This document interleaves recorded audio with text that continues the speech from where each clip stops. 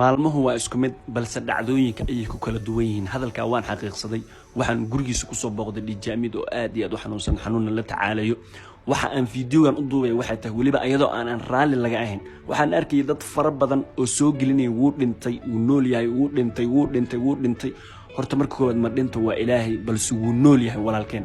midda keliya oo idiin sheegayna waxay tahay duco ayaa wax tarta. muhiimaddu maan inaad tiraahdo wuu dhinto. maxaad ka faa'iidaysaa dhimashadiisa? haddii aad waxba tari karinba maxaad ka faa'iidaysaa dhimashadiisa? walaalkeen waa kana wuu nool yahay, balse midda idiin sheegay waxay tahay adduunkaana walaal lagu yahay.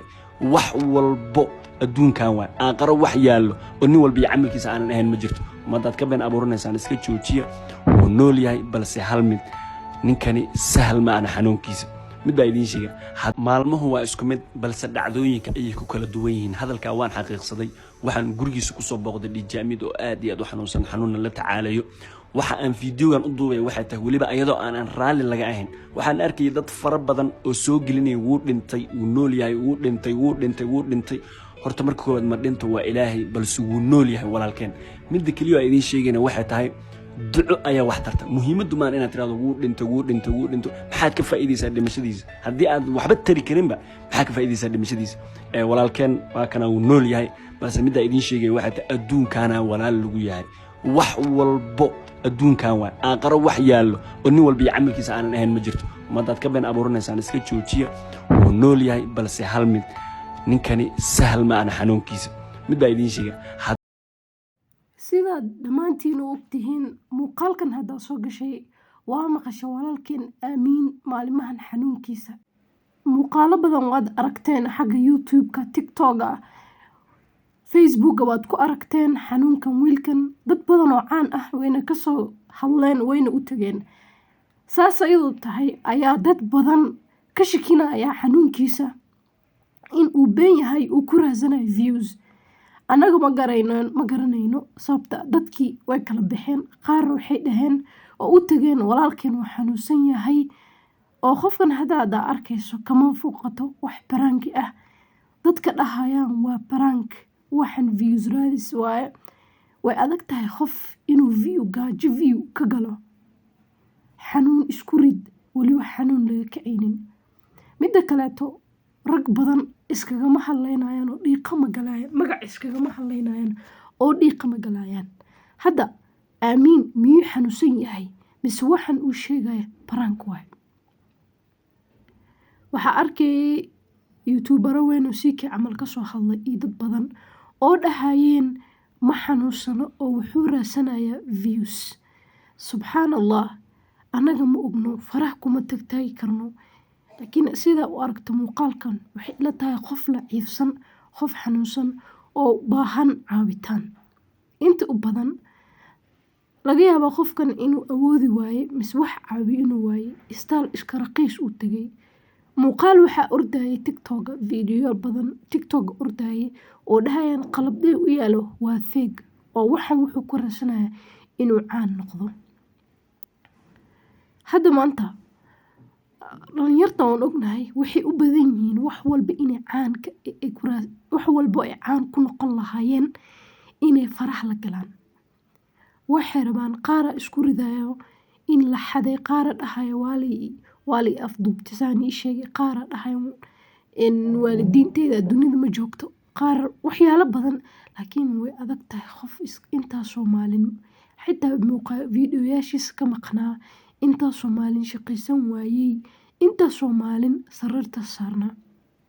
midda kaleeto wiilal waxaan arkaynaa sida zaki soomaali, wiil sharaf leh, wiil fiican oo dad badan ku xiran, wiil beenbeen loogu imaanaynin, oo nimanka waaweyn ku jiraan, xagga aqligan ka hadlaya, waxaan camal dhahaynin oo views ku raasanaynin.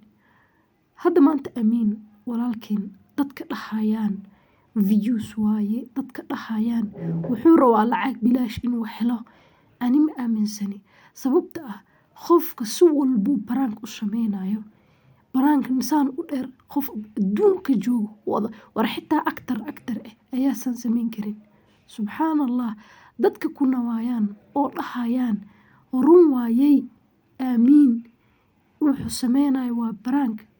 isku noqda aan fiirino qofka biniaadanka indhahana aad arkayso qofka iskiinkiisa ayaa isbedel war jirkiisa ayaa isbedela sidee u dhihi kartiin waa prank sidee u dhihi kartiin views ayuu raadsanaya caanimuu raadsanaya qofkana waad ka arkaysaa xanuunka jirkiisa hayo war dadka biniaadanka weliba Nairobi dadka joogaan waxaa lagu yaqaanaawo dad naxariis lahayn